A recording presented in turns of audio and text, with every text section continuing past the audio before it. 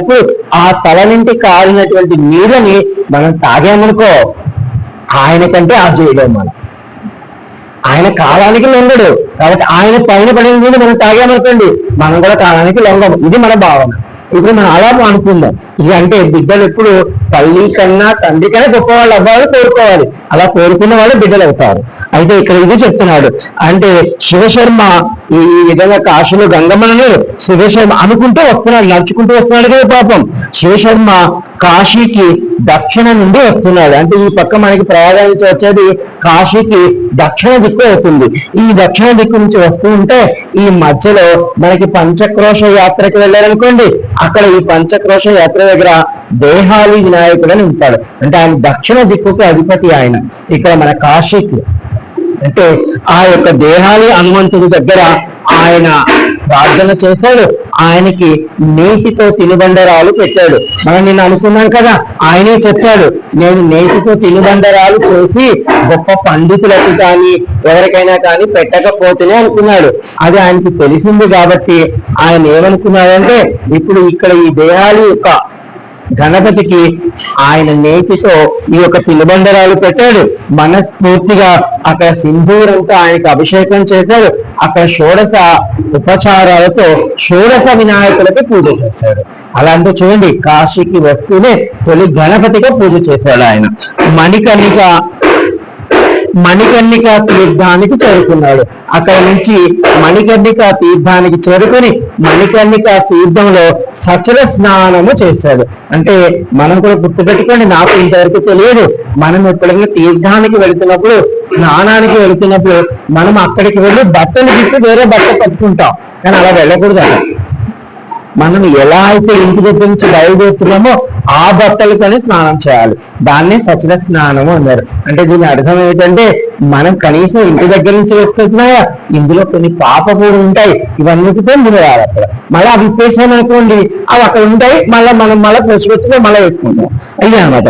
మణికర్ణిక తీర్థమందు సచల స్నానము చేసి దేవతా రుణము, ఋషులము, పితృగుణము ఈ విధంగా భక్తి శ్రద్ధతో పిండదానం, జలదానం, తిరదానం చేశాడు. మొన్న అమావాస్యకి నేను ఇక్కడ మన పితృకుండ దగ్గర చేశాను. ఆ విధంగా అంటే కాశీలో ఉన్న పంచగంగా తీర్థము వద్ద, అలాగే కాశీలో ఉన్నటువంటి కొన్ని ముఖ్య తీర్థాలు మనకి ఘాట్లు అంటున్నాము. పంచగంగా తీర్థము, త్రిలోచన తీర్థము, అలాగే వరుణ తీర్థము, ఇటువంటి గొప్ప గొప్ప తీర్థాల వద్ద ఈ యొక్క శివశర్మ చక్కగా స్నానాన్ని చేశాడు. ఈ యొక్క విశ్వనాథుడిని ఆరాధించడం మొదలుపెట్టాడు. కాశీ ఎందుకు చెప్తున్నాడు శివశర్మ తన మానసం అంటే తన మనసు ఎందుకు అనుకుంటాడు అంటే బాగా కాశీ కాశీ కాశీ అనేటువంటి రమిస్తున్నవాడు కాశీకి వచ్చినప్పుడు ఎప్పుడైతే వాడు రైలు దిగి రైల్వే స్టేషన్ అడుగు పెడతాడో వాడికి కలిగే ఆనందమే వేరు. నేను కూడా మొదటిసారి ఎత్తుక్కుంటూ వచ్చాను కాశీకి. ఎంతో మంది పెద్ద పెద్ద వాళ్ళని అడిగాను. ఇప్పుడు నేను చెప్పాను కదా, గురువు గారి అల్లుడు నా స్నేహితులని. ఆయన నేను 5-6 సంవత్సరాల నుంచి అడిగాను, విశ్వనాథ్ నన్ను కాశీలోకి తీసుకెళ్ళు అని. అన్న వెళ్ళినప్పుడు తీసుకెళ్తాను అనేవాళ్ళు. ఏదో నా అదృష్టం కూడా ఢిల్లీ వచ్చాను. ఇక్కడ నుంచి నా స్టూడెంట్ చెప్పారు, సార్ దగ్గరే ఇక్కడ నుంచి కావాలంటే మేము తీసుకెళ్తా ఉన్నారు. వాళ్ళొద్దని నేను ఒక్కడనే వచ్చాను. వచ్చినప్పుడు నాకు మళ్ళా బనారస్ వేరేమో, కాశీ వేరేమో, వారణాసి వేరేమో, ఈ 3 ఒకటేనా కాదా, మరి ఇదొక సందేహం. అలాంటిది పూర్తిగా నన్ను వచ్చే ట్రైన్ బనారస్ లో దింపింది. ఆ బనారస్ రైల్వే స్టేషన్ ఉంటుంది దానికి. ఇక్కడి నుంచి మళ్ళా కాశీ ఎత్తుకోవాలి. ఓ విశ్వనాథ అనుకున్నా. నేను ఎక్కువ కావాలి మొత్తానికి వచ్చాను. రావడమే ఇందాక ఏం చేసినట్టుగా ముందు మణికర్ణిక తీర్థానికి వెళ్ళాను. మంచి ఎండగానికి వచ్చింది నాకు. అదే మొత్తం ఘాట్లన్నింటిలో స్నానం చేసుకుంటూ వెళ్ళాను. ఈ చివరి నుంచి ఆ చివరి దాకా చూద్దాం. ముందు ఒక్కొక్క ఘాట్లో మునిగేది, ఒక జత బట్టలు ఒక్కొక్క ఘాట్లో మునిగేది, ఆమె మళ్ళీ ఎక్కేది, మునిగేది, ఎక్కేది. ఎక్కడి నుంచి అంటే మణికర్ణిక నుంచి ఈ హరిశ్చంద్ర ఘాట్ దాకా వెళ్ళాను. మళ్ళీ హరిశ్చంద్ర ఘాట్ నుంచి వెనక్కి త్రిలోచన ఘాట్ దాకా వెళ్ళాను. ఇది ఎక్కడ అప్పుడు మళ్ళీ విశ్వనాథుడికి వెళ్ళాను. ఈ విశ్వనాథుడికి వెళ్ళేటప్పటికి ఉదయం 6 గంటలకు దిగాను. 11-12 అయింది. విశ్వనాథుడి దగ్గరికి వెళ్ళేటప్పటికి ఎవరో మా గురువు గారు లాంటి వాళ్ళు రండి ముందు అన్నపూర్ణమ్మ ద్వారా భోజనం పెడుతుంది అన్నాడు.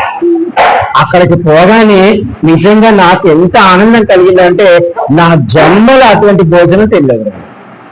నిజంగా అక్కడ తిరిగి తిరిగి స్నానం చేసి చేసి అలసిపోయేదా, ఆకలి అమితమైన ఆకలిస్తుంది. ఒక్కసారి అన్నపూర్ణమ్మ దగ్గరికి వెళ్ళి భోజనం చేస్తే నిజంగా ఆ రోజు నేను పొందింది సాక్షాత్ కాశీ అన్నపూర్ణమ్మే నాకు పెట్టింది. ఇప్పటికీ నాకు అదే, నేను అన్నపూర్ణమ్మ యూనిట్ 1కి వెళ్తే నేనైతే నిజంగా కడుపు నిండా తినొస్తాను. యూనిట్ 2కి వెళ్తే మళ్ళీ నాకు ఆ భావన రాదు. యూనిట్ 1కి వెళ్తే నాకు నిజంగా అన్నపూర్ణమే పెడుతుంది. ఇది నాకు ఎంతో ఆనందం. అక్కడ నన్ను ఎవరైనా పొరపాటు అక్కడికి పోదామని నేను రానండి అంటాను. అంటే అంతటి ఆనందం కలిగింది. అప్పుడు అన్నపూర్ణమ్మ బిడ్డ తిరిగి తిరిగి అలసిపోయాడు. ముందు వీడికి భోజనం పెట్టాలి, వీడికి కొంచెం శక్తిని ఇవ్వాలి, అప్పుడు పోతే వాళ్ళ నాన్నగారి దగ్గర ఏదో మాట్లాడుకుంటాడు. ముందు అక్కడ వీడికి శక్తి లేకుండా పోయి ఆయన దగ్గర ఏం మాట్లాడతాడు. అప్పుడు పోయాను. పోయి 11 గంటల నుంచి 4:30 వరకు గుళ్ళని కూర్చున్నా. అమ్మ నా విశ్వనాథుడికి పక్కన నంది ఉంటుంది కదా, అక్కడ కూర్చున్నాను. ఎవరో ఒక మంచి బ్రాహ్మణోత్తముడు మా మహామృత్యుంజయ మంత్రం పఠిస్తున్నాడు. ఒక పెద్ద ఆయన ఎంత తేజస్తున్నాడు. నేను అనుకున్నా, ఓ విశ్వనాథుడే నా కోసం కూర్చోన్నాడు ఇక్కడ అనుకున్నా. ఆడ 12 గంటలకు వెళ్ళిన వాడిని 4:30 వరకు నీ గుడి వదలను నేను ఇక్కడ అని అనుకున్నాను. ఎందుకో మనం 4:30 తర్వాత భైరవుని చూశాను. ఆ రోజు భైరవుని తర్వాత చూశాను, భైరవుని చూశాను. మళ్ళీ 6 గంటకి నాకు ట్రైన్. ఈ విధంగా నేను మళ్ళా వెళ్ళి ఢిల్లీకి. ఈ విధంగా అంటే కాశీ ఎంత అనుభూతి ఆ రోజు. నిజంగా నాకైతే ఎంత ఆనందం కలిగిందో, అబ్బా వచ్చాడు కాశీ. ఇది అనమాట. అంటే ఈ శివశర్మ కూడా అలాగే అనుకున్నాడు. ఎందుకంటే ఆయన చెప్తాడు. ఇప్పుడు నేను ఇప్పుడు చెప్తాను, ఆయన చెప్పినప్పుడు చెప్తాను నేను. శివశర్మ తన మానసమునందు బ్రహ్మ సృష్టియగు స్వర్గము కంటే ఈశ్వర సృష్టియగు వారణాసి బహుపురాతనము, బహు గొప్ప